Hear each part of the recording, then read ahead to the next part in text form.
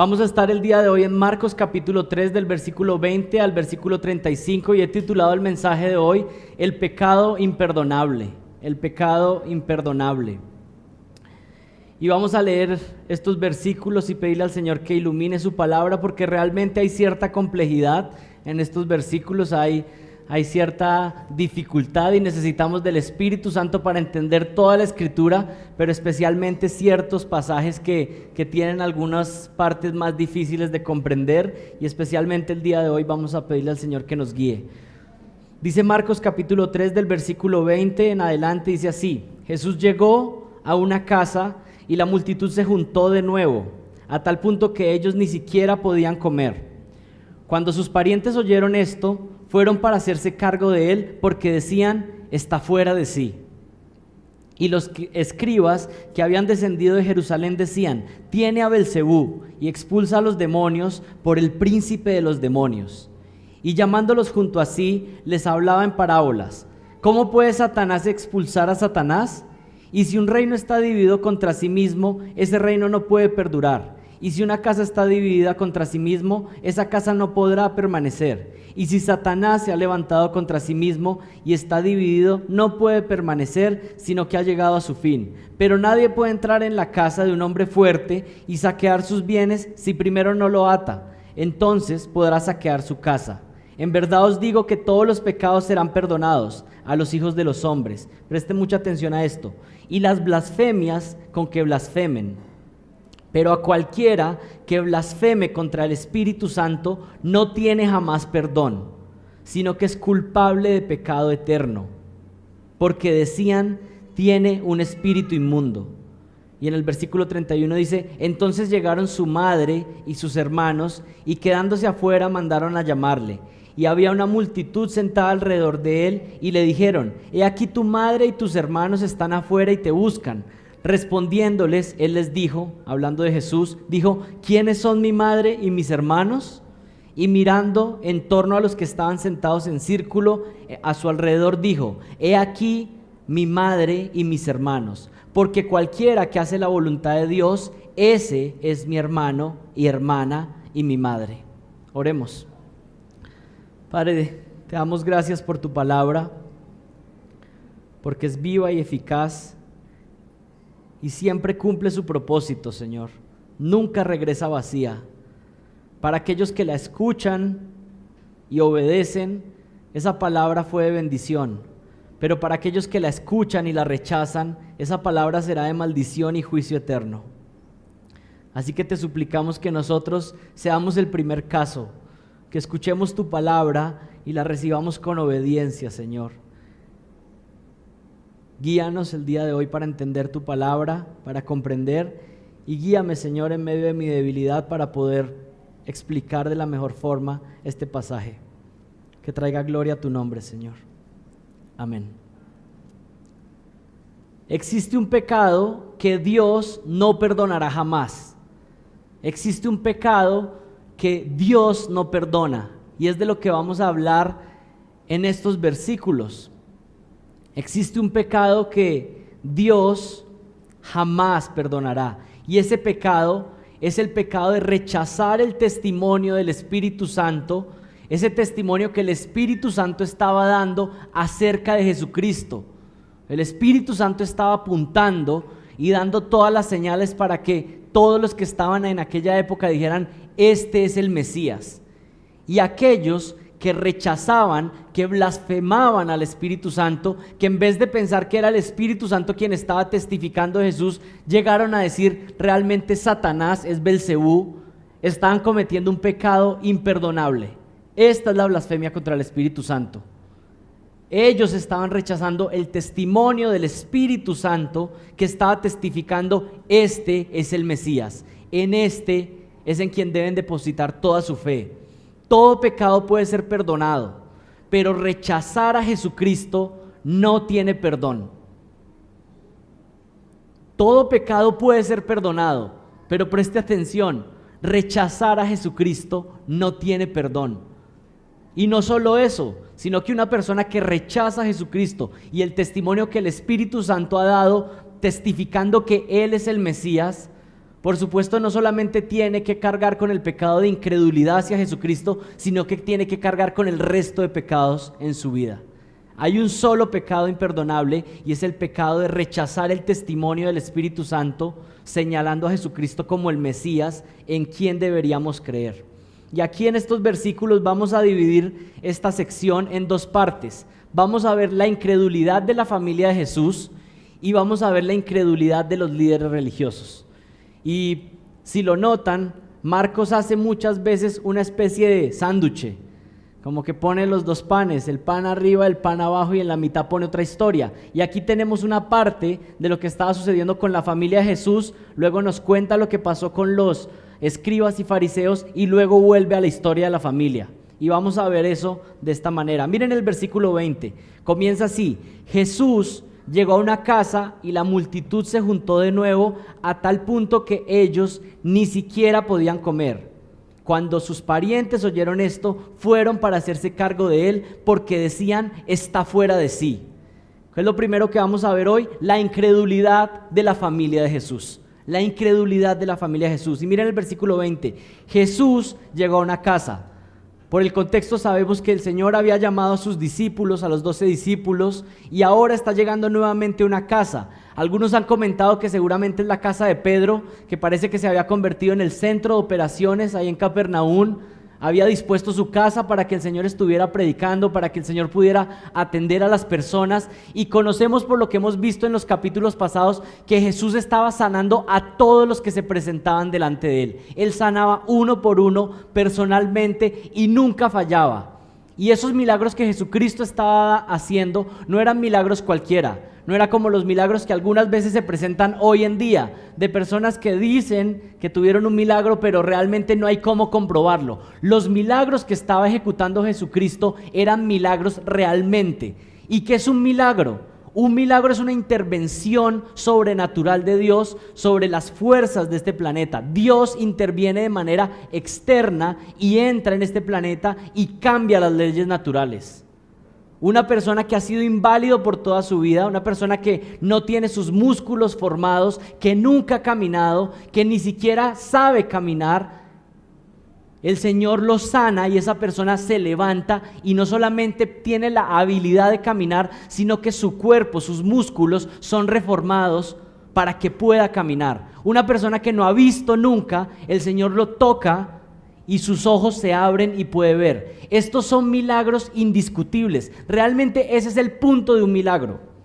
Si un milagro es dudoso, si usted no sabe si fue milagro o no, entonces por definición no es un milagro, porque un milagro tiene esa característica. Es tan increíble, es tan sobrenatural que no hay cómo explicarlo. Y esa es la clase de milagros que Jesucristo estaba haciendo. Y por supuesto, ¿qué pasa? ¿Qué se imaginan? ¿Cómo estaba aquella época? ¿Cómo estaban los enfermos? ¿Cómo estaban las personas de aquella región? Todos estaban diciendo: yo quiero estar cerca de ese hombre, yo quiero conocerlo, yo quiero escuchar qué es lo que tiene para enseñar, cómo puede sanar a mi familia, cómo puede sanar a mis hijos, a mis hermanos. ¿Y qué pasaba? Las multitudes se agolpaban para estar cerca de él. Miren el versículo 20. Y Jesús llegó a una casa, ¿y qué pasó? Nuevamente la multitud se juntó de nuevo, a tal punto que ellos ni siquiera podían comer. ¿Quiénes son ellos en el versículo? Bueno, está hablando de Jesucristo y sus 12 discípulos. Los 12 discípulos estaban ahí, habían llegado a esta casa y ni siquiera tenían la posibilidad de comer. Las multitudes están asombradas, quieren buscarlo para ver qué pueden recibir, y ya sabemos cómo son estas multitudes. Son egoístas, están buscando qué pueden obtener de Jesucristo. Una característica de las multitudes es que buscan qué pueden obtener de Dios, pero no aman a Dios. Y estas multitudes están ahí, seguramente se corrió la voz rápidamente: Jesús está en esta casa, y se llenó la casa y hasta fuera de la casa seguramente. Hay otros relatos donde se nos dice que se llenaban las casas hasta afuera, esperando a que les tocara su turno. Y Jesús atiende las demandas de la multitud al enseñarles, al sanarles, al aconsejarles. Tienen un ministerio intenso con los 12 discípulos y termina diciendo el versículo 20 que ni siquiera tenían la capacidad de comer. ¿Y será que no tenían la capacidad de comer porque no había dinero para comprar comida? Bueno, ustedes ya saben cómo soluciona el Señor ese problema cuando no hay panes y peces. Él multiplicaba panes y peces. Así que el problema no era falta de recursos. No podían comer no porque no tuvieran recursos, sino que no podían comer. ¿Por qué? Porque la gente estaba abalanzada y no les daban ni un minuto de tiempo para descansar. Es el énfasis ahí. Estaban llegando a tal punto de que el Señor Jesucristo no tenía ni un minuto libre para poder comer, ni para descansar. Y este es un énfasis en los evangelios. Hay una parte en los evangelios donde el Señor Jesucristo le dice a sus discípulos: ¿saben qué? Vámonos allí a un lugar a descansar, a tomar un poco de refrigerio. Y seguramente los discípulos dijeron: bueno, por fin. Y resulta que cuando llegaron a ese lugar donde iban a descansar, donde iban a tener un retiro con el Señor Jesucristo, resulta que la gente ya había detectado y ya estaba la multitud allá esperándolos. No había ni un momento de descanso. Estaban completamente consumidos por el ministerio, el Señor Jesucristo. Y esto nos muestra una forma de cómo hacer el ministerio. Realmente el Señor estaba entregado al ministerio de la palabra, a servir al pueblo de Dios. Pero ¿qué sucede? Parece que sus familiares se enteraron, escucharon. Ellos estaban lejos, seguramente en Nazaret, y escucharon de que el Señor Jesucristo estaba teniendo un ministerio tan intenso que ni siquiera tenía posibilidad de comer. Es lo que nos dice el versículo 21, miren lo que dice. Cuando sus parientes oyeron esto, ¿y qué fue lo que oyeron? Pues lo que dice el versículo 20.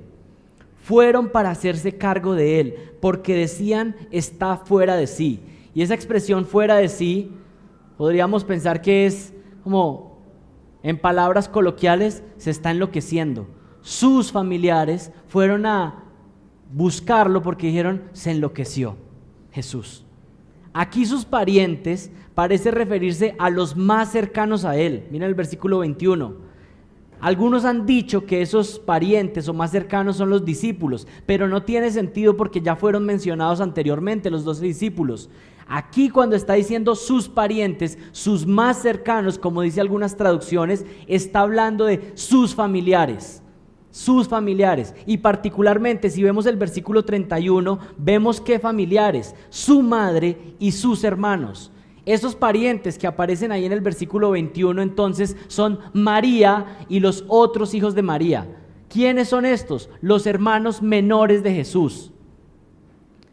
Por supuesto, María concibió a Jesucristo de manera virginal por medio de la obra del Espíritu Santo en ella, pero dice la Biblia claramente que José no conoció a su esposa hasta que Jesucristo nació, ¿cierto? Pero hay algo implícito: no la conoció hasta ese momento, lo que quiere decir que a partir de ese momento José y María tuvieron una relación matrimonial normal, de la cual surgieron otros hijos. El Señor Jesucristo tuvo unos hermanos menores, y por lo menos conocemos el nombre de dos: Santiago, que es el que escribió la carta de Santiago en el Nuevo Testamento, y Judas, no el Iscariote, sino el otro Judas, que también escribió una carta en el Nuevo Testamento.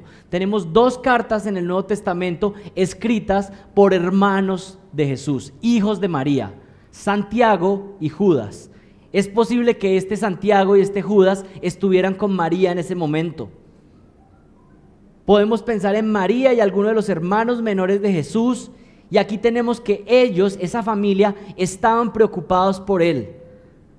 Pero aunque la preocupación parece que es bondadosa, porque están preocupados y bueno, los hermanos dicen: no, mi hermano está fuera de sí, o María está preocupada, y podemos entender la preocupación de una mamá, diciendo: está tan consumido en el ministerio que ni siquiera tiene tiempo. Y hemos leído otros versículos donde se dice que aún las multitudes estaban aún dispuestas a oprimirlo a tal punto que lo podían matar. Y seguramente esos rumores ya estaban corriendo y llegan a los oídos de la mamá, y todos conocen cómo son las mamás, ¿no? Imagínense cuando le llega este mensaje a María y a los hermanos. Dice que fueron hasta donde estaba.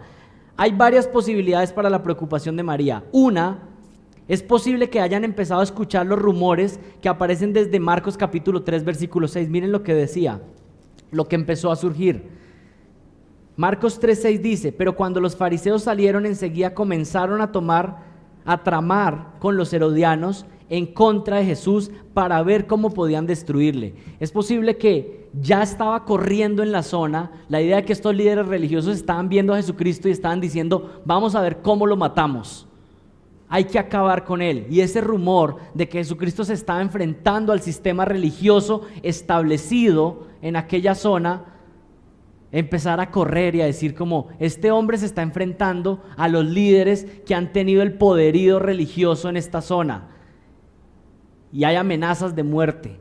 Pero también podemos creer más bien que está hablando de la preocupación por la situación en la que Jesucristo estaba, que estaban asombrados por las multitudes y pensaban que Jesucristo lo que estaba haciendo era un error, que estaba comprometiendo su salud, que podía morir en medio de una de esas multitudes, que ni siquiera estaba teniendo la oportunidad de comer, y hay una preocupación. Sin embargo, aunque hay una preocupación buena, hay incredulidad de su familia ahí, porque por más buenas intenciones que tengan, ellos debían saber quién era el que estaba ahí y qué era lo que estaba haciendo. Jesucristo sabe lo que está haciendo, y esto es una aplicación práctica. A veces ustedes pueden dudar de lo que Jesucristo dice en su palabra y pensar que lo que usted tiene de ideas es mejor, que usted dice: bueno, eso es lo que dice la Biblia, pero yo voy a educar mis hijos de esta otra manera.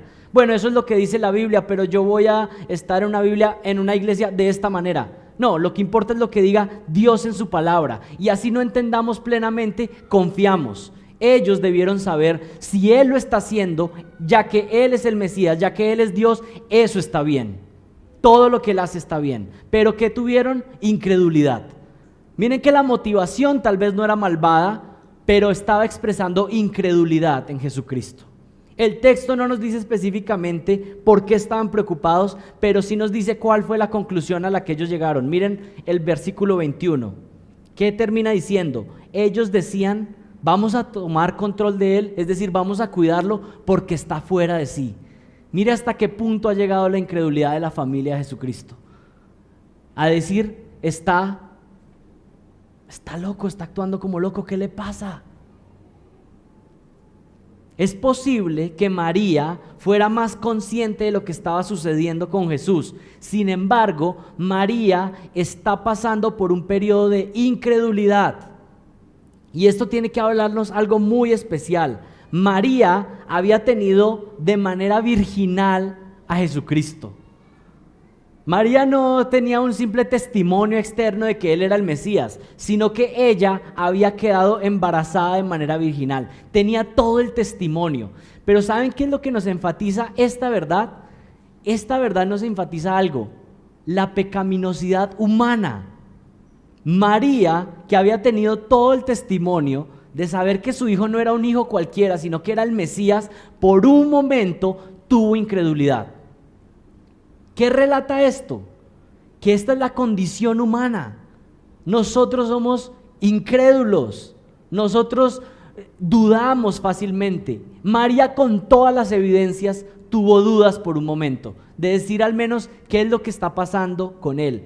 Y este pasaje que nos muestra la incredulidad de María, por supuesto nos está mostrando algo de pecaminosidad de María. Y esto refuta una idea católica que se llama la Inmaculada Concepción de María. ¿Han escuchado esto? Bueno, tal vez no lo han escuchado, pero los católicos lo creen. La Inmaculada Concepción de María dice que María fue concebida y que ella nació sin pecado también como Jesucristo. Bueno, eso es falso. Todos los seres humanos en este planeta nacen con una naturaleza pecaminosa, excepto Jesucristo, el Mesías. Aquí aún nos está mostrando que María tuvo incredulidad por un periodo de tiempo. Esa incredulidad no permaneció, pero por un periodo de tiempo ella tuvo incredulidad en su propio hijo. María, yo creo que no estaba dudando de que Jesús era el Mesías, pero por lo menos estaba dudando de que la manera en que él actuaba era lo correcto. Pero no solamente tenemos a María, sino que tenemos a los hermanos, y parece que los hermanos de Jesús sí tenían un rechazo hacia él, o hacia la idea de que él era el Mesías. Es posible que no creyeran en él como el Mesías enviado. Y aquí ustedes tienen que pensar en esta situación.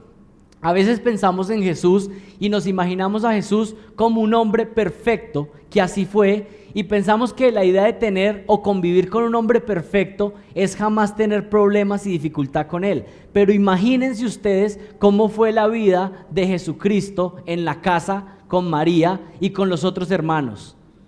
Tenemos unos hermanitos pecadores que desobedecen a los padres, que desobedecen, que muestran su pecado, pero tenemos un hermano que siempre obedece perfectamente.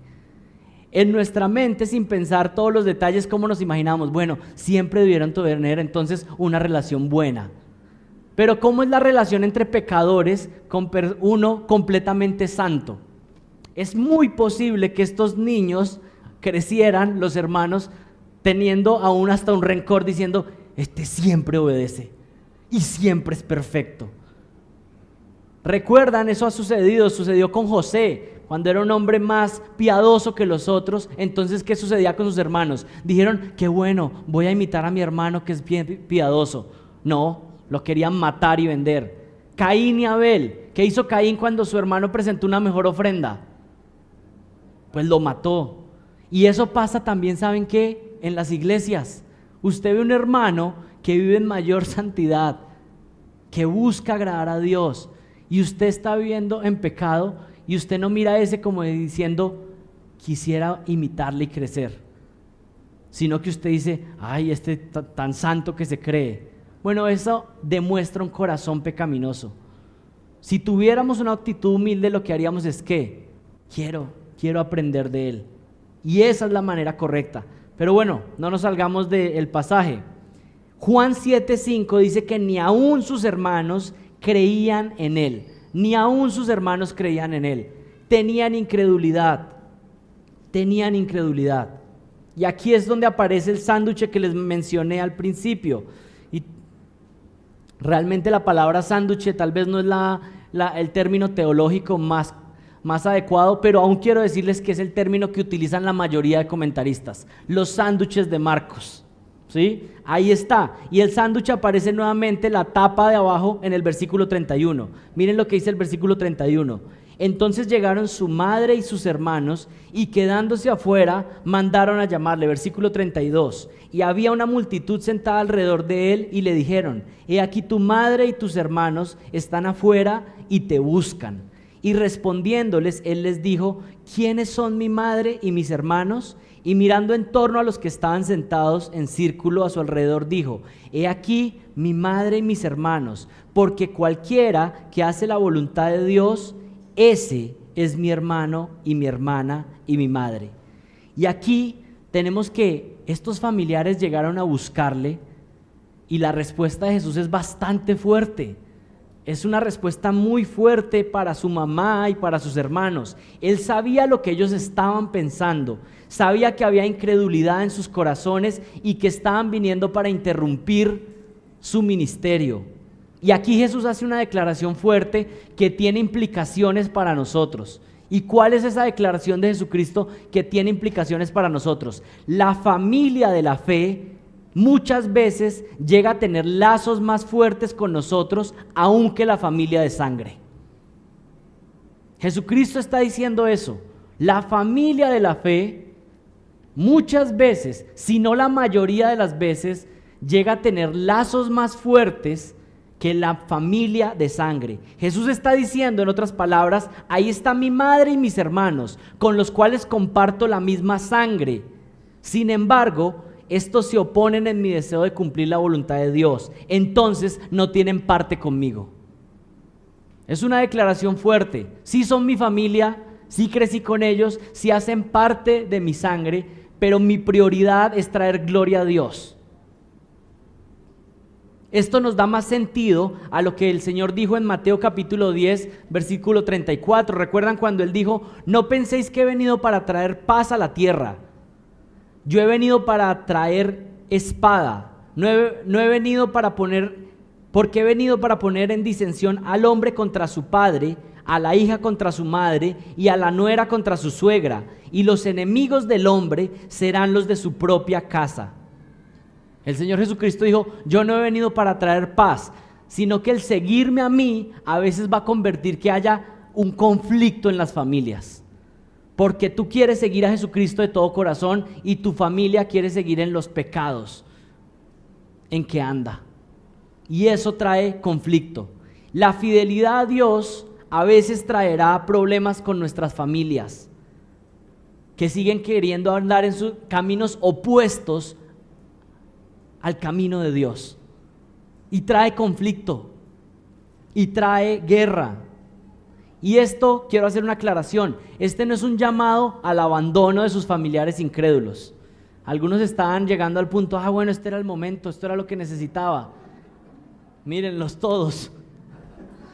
Algunos por fin necesitaban un versículo para no volver a verlos. No. Siempre nuestra familia incrédula va a ser nuestro campo misionero. Va a ser nuestro campo misionero. Y para ser nuestro campo misionero, por supuesto, a veces tendremos que compartir tiempos con ellos, estar con ellos. Pero eso no puede pasar a que nos distraigamos de cumplir la voluntad de Dios, o aún empezar a practicar pecados porque estamos con nuestra familia de la carne. El Señor Jesucristo dijo: los que hacen mi voluntad, esos son mi familia. Esos son mi familia. ¿Quién es la familia de Jesús? Versículo 35. Cualquiera que hace la voluntad de Dios, ese es mi hermano, mi hermana y mi madre. Antes de que pasemos al segundo punto, ¿cómo podemos aplicar esta primera sección a nuestras vidas? Número 1, ¿tienes problemas y dificultades con tus familiares no creyentes? Hace unos minutos ya me di cuenta que sí. Pues quiero decirles algo. Si tienen ustedes problemas con sus familias no creyentes, miren qué hermoso el sumo sacerdote que nosotros tenemos. Uno que fue tentado en todo y puede comprendernos perfectamente. El Señor Jesucristo también tuvo problemas con su familia de carne. Y esto nos da una invitación a que podemos venir con toda confianza delante de Él, orar y decirle: Señor, esto me duele, esto es difícil para mí, pero tú entiendes completamente, no solamente porque eres Dios y tienes todo conocimiento, sino porque te hiciste un sumo sacerdote perfecto, un intercesor perfecto. Tú fuiste tentado en todo, aún en esta tentación que yo tengo de pecar en contra de mis familiares incrédulos. Podemos ir a Él. Él sintió lo que se sentía ser juzgado, rechazado, cuando Él solo estaba haciendo el bien y trayendo gloria a Dios. Él puede entendernos y podemos ir a Él y pedir sabiduría a quien nos entiende. Pero en segundo lugar, pensemos en la incredulidad de la familia y entendamos algo. Estos familiares de Jesús estaban muy cerca de cometer el mismo pecado que cometieron los líderes religiosos. Estaban por la misma línea. ¿Y cuál es esa línea? Que tenían toda la evidencia. Jesucristo estaba muy cerca de ellos y ellos estaban llegando a la conclusión: este está fuera de sí. Y cuidado, porque ese es el pecado imperdonable. El pecado imperdonable es uno tener toda la evidencia, que Jesucristo se manifieste, que el Espíritu Santo dé testimonio de Jesucristo y que al final usted llegue a la conclusión: es falso, no voy a creer en Él. La familia estaba jugueteando con ese pecado de incredulidad. No llegaron a ese punto, pero estuvieron jugueteando por un tiempo. Y nosotros tenemos que tener cuidado, porque podemos estar muy cerca, escuchando la palabra, pero aún jugueteando con la incredulidad, escuchando lo que Dios nos dice que debemos hacer y haciendo lo contrario. Ellos habían estado cerca de Jesús, habían vivido con Él, conocían su poder manifestado. El Espíritu Santo había intervenido directamente en María para dar testimonio al mundo, y a pesar de tanta luz, estaban rechazando la luz. Más adelante vamos a ver que el pecado imperdonable, la blasfemia contra el Espíritu Santo, es esa incredulidad en el testimonio que el Espíritu estaba dando. Y ellos estaban tambaleando ahí, jugueteando, pensando: bueno, de pronto sí, de pronto no, teniendo incredulidad. Pero ¿saben qué es hermoso? Que María terminó afirmándose nuevamente y creyendo plenamente en que ese hijo que ella había concebido era el Mesías que la podía perdonar de todos sus pecados, aún de ese pecado de incredulidad que tuvo por un momento. ¿Y saben qué es lo más hermoso? Santiago fue líder en la iglesia en Jerusalén y escritor de la carta de Santiago, y fue uno de los apóstoles más preeminentes en aquella época. Es más, me atrevo a afirmar que fue el que reemplazó en liderazgo en Jerusalén a Pedro, Santiago. Este que por un momento tuvo dudas de su hermano, llegó a ser uno de los pilares de la iglesia. ¿Y saben cómo ponen ellos, Santiago y Judas, cómo inician sus cartas? Esclavo de Jesucristo. Tuvieron incredulidad, pero luego dicen, este no solamente era mi hermano, este es el rey del universo, yo soy su esclavo. Hemos podido pasar por periodos de incredulidad, pero qué gloriosa gracia llegar y decir, este es el rey del universo, en él creo. Eso fue lo que pasó con Judas, con Santiago y con María, y seguramente otros hermanos que estaban ahí, pero que no tenemos por nombre. Volvamos al versículo 22. Ahora vamos a ver la incredulidad de los líderes religiosos.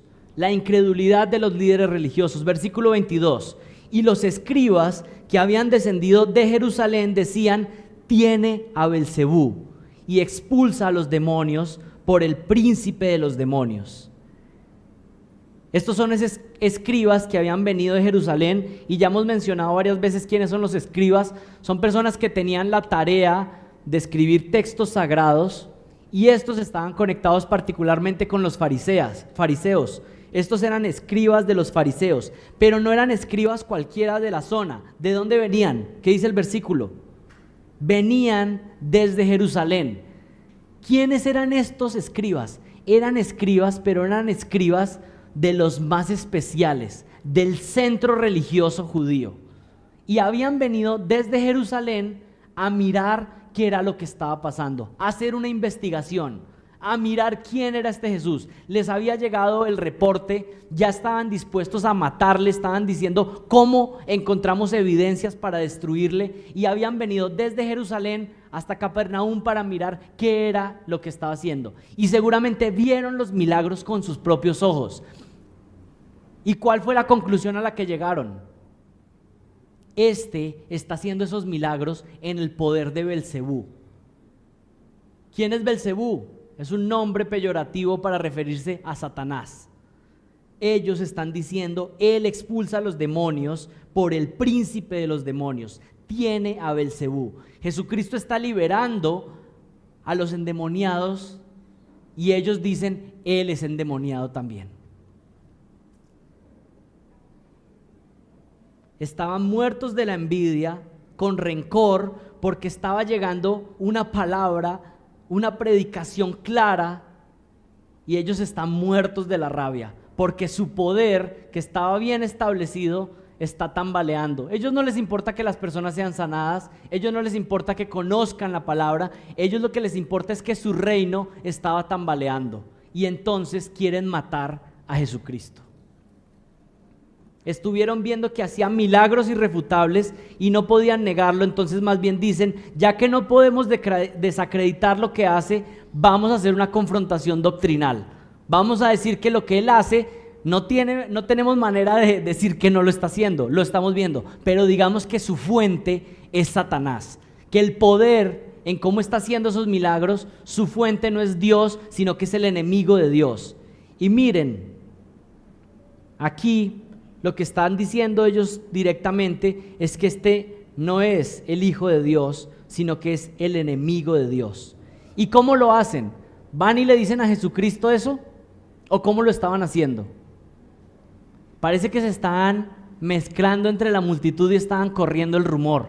Es como si se metieran y dijeran, este es un falso, todo lo que hace lo hace en el poder de Satanás. Ellos no se acercan a Jesús, sino que van en las multitudes y van hablando, van murmurando. Y van diciendo, él expulsa a los demonios, pero lo hace por medio del príncipe de los demonios. Es una mentira. Y podríamos pensar que este es un argumento que tiene validez si fuera verdad. Es como lo que hicieron los magos o los hechiceros en el tiempo de Faraón con Moisés, ¿recuerdan? Que también estaban ejecutando poderes milagrosos, pero eran de parte de Satanás. Pero por supuesto sabemos que este no es el caso. Es Dios mismo ejecutando milagros por medio del poder del Espíritu Santo. Aquí el caso es completamente diferente. Es Jesús, el Hijo de Dios, revelándose por medio de su Espíritu. Y ellos deciden decir que es Satanás quien está haciendo estas obras. Cuando Jesús percibe que hay unos infiltrados en la multitud que están poniendo murmuración ahí adentro, ¿qué hace?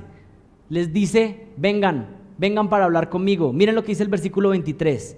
Y llamándolos junto a sí, les hablaba en parábolas. Ya Él los llamó junto a sí, los llamó a que se acercaran y les empezó a hablar en parábolas. Y la primera que les dice es, ¿cómo puede Satanás expulsar a Satanás? ¿Cuál es la argumentación de Jesús aquí? Es absurdo lo que ustedes están diciendo. Si yo estoy atacando a Satanás, si yo estoy atestándole unos golpes poderosos, si estoy liberando a las personas de esa opresión que tienen de Satanás, entonces ¿cómo dicen ustedes que Satanás está atacando a Satanás? ¿Cómo Satanás estaría sacando a los demonios si justamente los tiene bajo su control? Ese es el argumento de Jesús. Y luego en el versículo 24 que dice, y si un reino está dividido contra sí mismo, este reino no puede perdurar. Y la ilustración que está dando Jesús ahí es, si un reino se ataca a sí mismo, pues no puede prevalecer. Y pongámoslo en una ilustración, hoy que hay partido de Colombia. Imagínense que Colombia se meta los goles a sí mismo. ¿Funcionaría el equipo? Bueno, esperemos que no pase. Un reino que está dividido contra sí mismo, es decir, que se hace daño a sí mismo, no puede triunfar. Jesús está diciendo, no tiene sentido lo que ustedes dicen. Yo más bien estoy atacando al enemigo. Versículo 25. Y si una casa está dividida contra sí mismo, esa casa no podrá permanecer. Y aquí pone el ejemplo de una familia que se hace daño a sí mismo. Esta es la clase de familia donde los miembros se atacan a sí mismo entre ellos. Pues por supuesto esa familia no va a poder perseverar, no va a poder tener éxito. Luego continúa con el versículo 26. Y si Satanás se ha levantado contra sí mismo y está dividido, no puede permanecer, sino que ha llegado su fin. Entonces, si Satanás está atacando a sí mismo, entonces está por llegar a su fin. No es lo que estaba pasando, no era Satanás, sino que era Dios atacando a Satanás. Y el versículo 27 continúa diciendo, pero nadie puede entrar en una casa, y esto es una parábola, y es muy importante ver que él dijo que les hablaba en parábolas, versículo 27, pero nadie puede entrar en la casa de un hombre fuerte y saquear sus bienes si primero no lo ata, entonces podrá saquear su casa. Aquí, ¿qué está diciendo Jesús? Jesús está diciendo que Él es más fuerte, que si hay un hombre fuerte, ¿y quién es el hombre fuerte en esta parábola? Satanás, que tiene unos bajo su control las pertenencias de su casa son esos que están bajo el control de Satanás, y el Señor Jesús está diciendo, nadie podría quitarle a un hombre fuerte sus pertenencias a menos que sea más fuerte que él. Y es lo que está diciendo Jesucristo. Yo no solo no soy del equipo de Satanás, sino que yo soy contrario, y no solo soy contrario, sino que yo soy superior y más fuerte. Algunos le tienen mucho miedo a Satanás y andan atemorizados, pero si Dios está por nosotros, ¿quién contra nosotros? Aquí Él está diciendo que ha venido a rescatar a las personas esclavizadas por Satanás y que hay uno que es más fuerte que Satanás. Él es más fuerte. Quiero hacer una aclaración teológica importante con este versículo, que algunos han utilizado para decir que esto habla de que en la primera venida Jesucristo ató a Satanás y que Satanás está atado y que por eso estamos en el milenio en este momento, que Satanás está atado como dice Apocalipsis capítulo 20. Bueno, eso es una mala interpretación por varias razones. Primero, porque Apocalipsis dice que va a ser atado en el futuro cuando el Señor regrese en su segunda venida y que va a ser atado por 1000 años.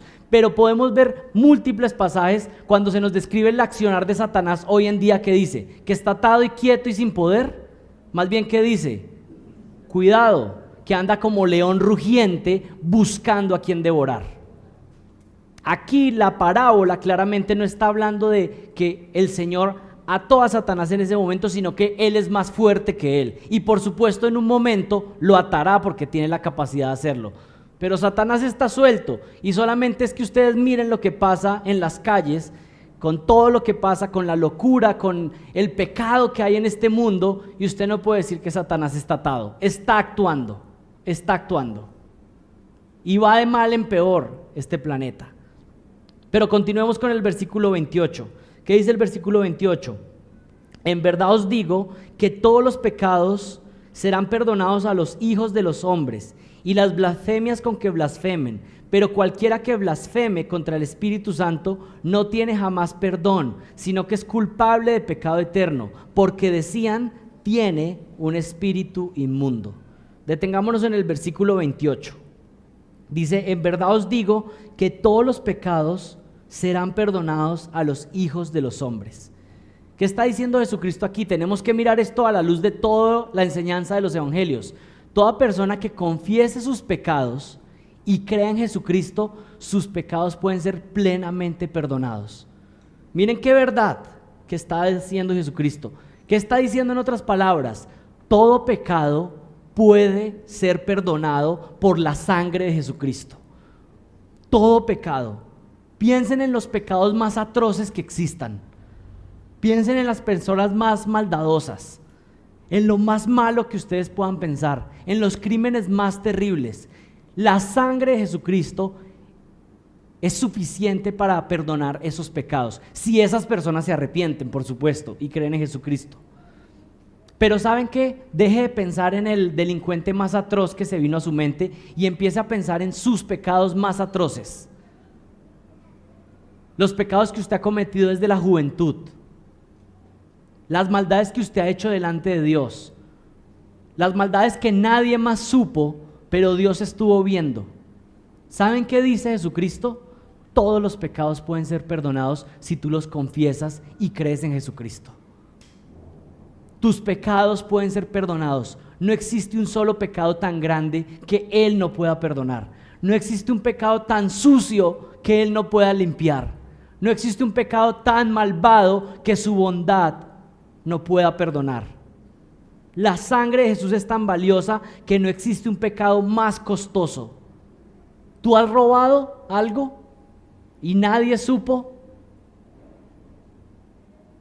Jesucristo puede perdonar ese pecado de robo si tú lo confiesas y encuentras libertad en Él. ¿Has fornicado? ¿Has adulterado a tu cónyuge? Puede ser perdonado si te arrepientes, si cambias de dirección y confías en Jesucristo. Ese pecado puede ser perdonado. ¿Has cometido actos o pensamientos homosexuales? Tu pecado puede ser perdonado.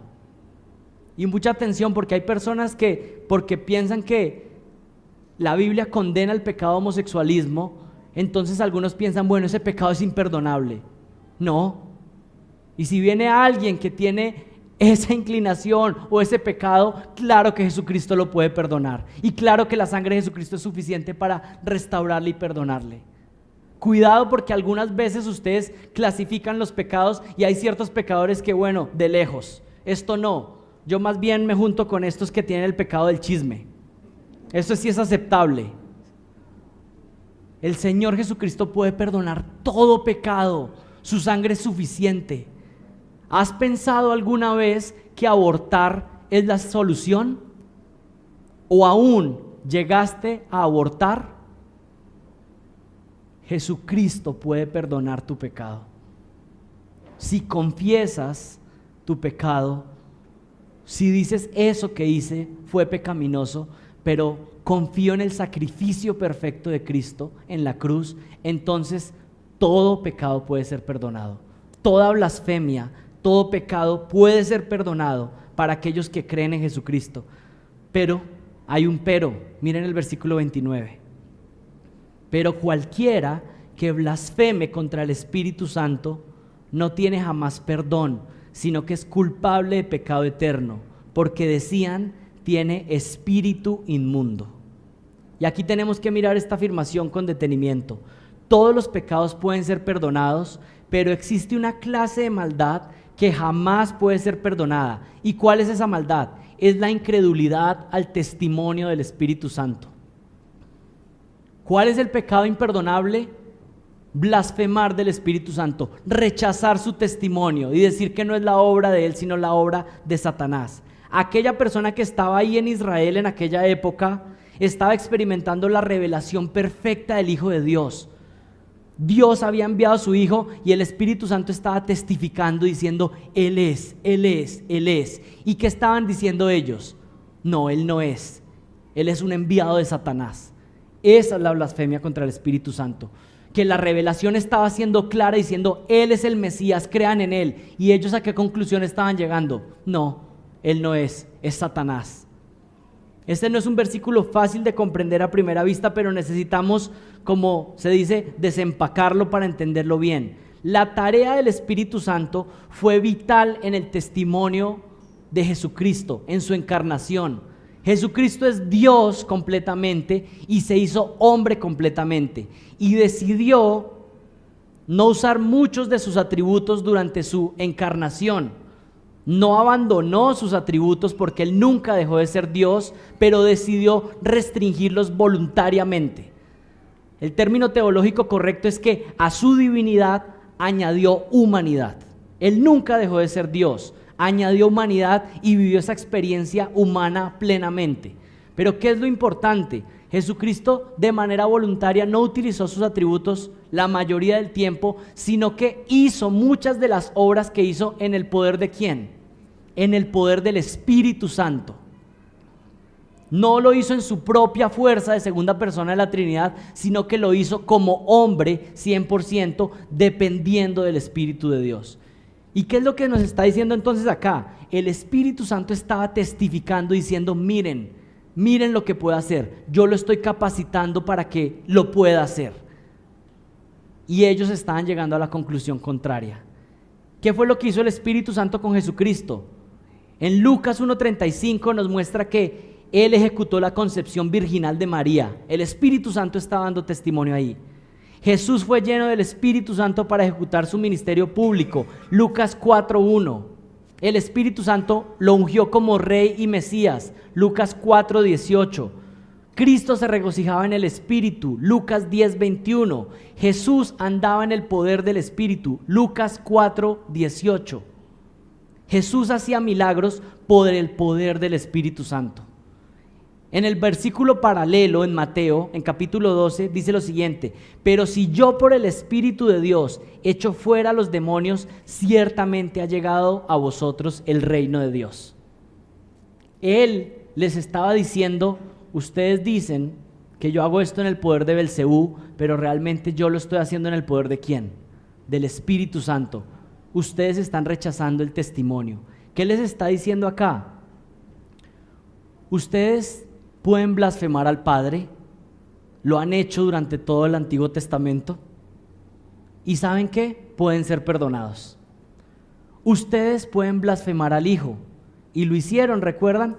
¿Qué pasó con el ladrón en la cruz? ¿Qué estaba haciendo antes de que el Señor lo convirtiera? Blasfemando de Jesucristo. ¿Y pudo ser perdonado? Sí, pudo ser perdonado. Jesús les está diciendo: la blasfemia al Padre puede ser perdonada, la blasfemia al Hijo puede ser perdonada, pero si ustedes son expuestos a la revelación del Espíritu Santo y deciden rechazar, deciden más bien blasfemar al Espíritu Santo, ¿saben qué? No hay nada más que se pueda hacer con ustedes. Les envía a Moisés, les envía a los profetas y los mataron. El último que les envié fue a Juan el Bautista y lo decapitaron. Ahora el Espíritu Santo está aquí certificando a Dios mismo. Se hizo hombre. Ustedes están viendo la imagen del Dios invisible. ¿Y a qué conclusión están llegando? Es Satanás. ¿Saben qué? Para ustedes ya no hay perdón. Ustedes han rechazado completamente la revelación del Espíritu Santo. Esa es la blasfemia contra el Espíritu Santo. Alguien que estaba recibiendo toda la plenitud de la revelación y termina concluyendo que no es Dios. No había esperanza. ¿Qué les dice? Ustedes han llegado a un punto de no retorno. Su incredulidad es tal que no hay perdón para ustedes. Ustedes han cometido la blasfemia contra el Espíritu Santo y han llegado a un límite de incredulidad donde ya no hay vuelta atrás. En palabras simples, Si ustedes ven a Jesús lo que Él está haciendo por el poder del Espíritu Santo y llegan a la conclusión de que más bien viene de parte de Satanás, entonces no hay perdón para ustedes. Han cometido el pecado imperdonable. ¿Cuál es la blasfemia contra el Espíritu Santo? Rechazar a Jesucristo, no creer en Jesucristo. Lo que el Espíritu Santo estaba revelando. ¿Qué estaban haciendo ellos más bien? Decir que era de parte de Belcebú. Ellos están rechazando el testimonio del Espíritu Santo y Jesús les está diciendo ya no hay nada más que hacer. Y mucha atención, presten atención a esto. El Señor Jesús no les está diciendo, si ustedes vienen y se arrepienten, ya yo no los voy a perdonar. No les está diciendo eso. Les está diciendo es que ustedes llegaron a un punto donde ya no van a pedir perdón. Su incredulidad avanzó tanto que ya su corazón está completamente endurecido. Ya no hay nada más para ustedes. Es más, a partir de este momento, en Marcos y en los otros evangelios que sucede y llega a ese punto también, a partir de ese momento el Señor ya solamente trae juicio para los fariseos. Ustedes llegaron a un punto de no retorno, de incredulidad. ¿Cuál es el pecado imperdonable? Rechazar el testimonio del Espíritu acerca de Jesucristo. Todos los pecados pueden ser perdonados, pero si no crees en Jesucristo, si rechazas el testimonio que el Espíritu ha dado de Él, jamás podrá ser perdonado. No solo de ese pecado, sino ¿de qué? De todos los pecados. Si rechazas a Jesucristo, entonces no solamente tendrás que pagar por el pecado de rechazar a Jesucristo y blasfemar del testimonio del Espíritu Santo, sino que tendrás que pagar por todos tus otros pecados. Es todo o nada. O todos tus pecados son perdonados o tendrás que responder en la eternidad por todos tus pecados. No hay punto medio. Es todo o nada. Y por supuesto estoy convencido que la blasfemia contra el Espíritu Santo es algo que sucedió particular en aquella época con estos hombres que estaban ahí. Porque tuvieron al Señor Jesucristo parado delante de ellos y prefirieron decir que no era de parte de Dios. Yo creo que era un pecado particular que cometieron estos hombres en esa época. Y algunos dirán, bueno, entonces nos salvamos de cometer la blasfemia contra el Espíritu Santo porque solo era para esos que tuvieron la revelación plena ahí. Bueno, en un sentido es correcto, pero yo creo que ahí hay un pecado muy similar a la blasfemia contra el Espíritu Santo, que tiene la misma raíz. Y es algo muy similar a lo que hablamos la semana pasada de la apostasía. ¿Qué es la apostasía? Una persona que está en una iglesia de sana doctrina y recibe mucha revelación. Goza de los dones espirituales que Dios da para su iglesia. Recibe la instrucción clara de la palabra una y otra vez, una y otra vez. Pero esa persona, ante tal revelación y teniendo toda la información correcta, decide ¿qué? Rechazar y apartarse de Jesucristo. Una persona que se aparta finalmente de la iglesia. Y es posible que alguien se aparte temporalmente, y no podemos decir que alguien que se apartó de la iglesia por un tiempo, entonces es un apóstata que ya también llegó a un nivel de incredulidad en el cual no hay regreso, porque siempre es posible que esa persona pueda regresar de vuelta a casa.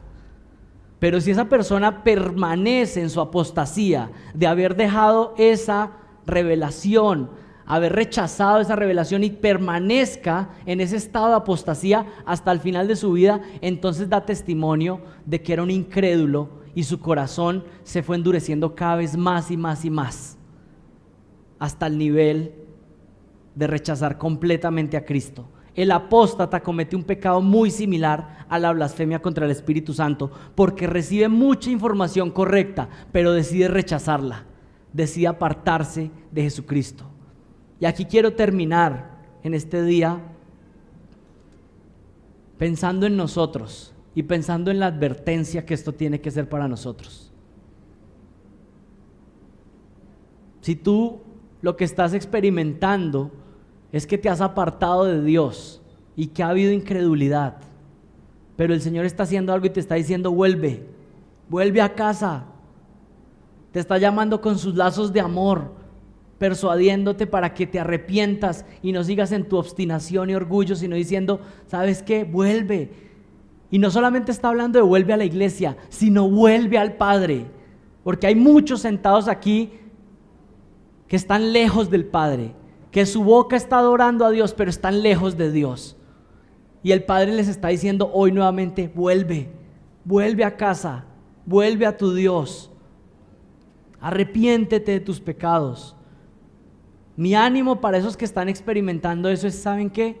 No endurezcas tu corazón, porque se puede seguir endureciendo más y más y llegar a un punto de no retorno. Nunca piensen, ¿saben qué? Mañana es el día de arrepentimiento. Tal vez en un mes, tal vez mañana puede ser demasiado tarde. Tu corazón puede llegar a un punto donde rechace completamente a Jesucristo y ya no quieras volver a saber nada más de Él. Y ese es el peor estado en el que una persona puede llegar.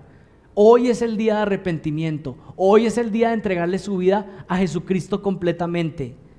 ¿Cuál es el pecado imperdonable? Rechazar a Jesucristo. Y si lo rechazas hoy, no pienses que mañana vas a estar listo para arrepentirte. Mañana tu corazón puede estar demasiado duro. O es más, mañana podrías estar ya dando cuentas delante de Dios. Mañana es demasiado tarde.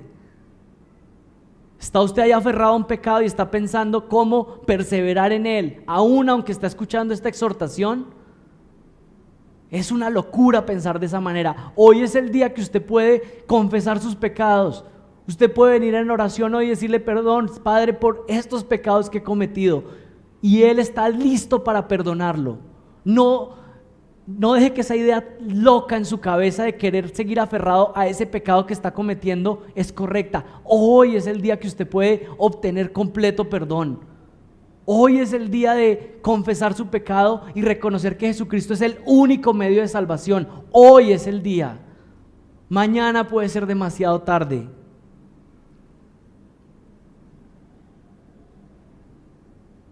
Alguno de ustedes puede ser que se haya apartado de Dios, pero el Señor con sus brazos amorosos descubre su manto limpio y puro y en medio de nuestra pecaminosidad coge y nos rescata y nos saca y nos llama a casa. ¿Y saben qué es hermoso? Así como el hijo pródigo que fue y gastó todas sus pertenencias y fue y terminó comiendo con los cerdos, pero un día recordó y dijo, ¿yo qué estoy haciendo viviendo esta vida así? Si en la casa de mi padre tengo todo lo que necesito. ¿Y qué hizo? Dijo, voy a ir a la casa de mi padre, por lo menos él me pondrá a trabajar en algo. Y cuando el padre lo vio de lejos, ¿qué hizo? Se alegró de corazón. Y cuando él llegó, hizo fiesta para su hijo y pidió que lo limpiaran, que le pusieran un anillo y que mataran el becerro más gordo, porque el Señor hace fiesta en los cielos por un pecador que se arrepiente. Y si hoy es el día de arrepentirnos y creer en Jesucristo como único medio de salvación, pues quiero garantizarles que entonces hoy hay fiesta en los cielos por un pecador que se arrepiente. Oremos.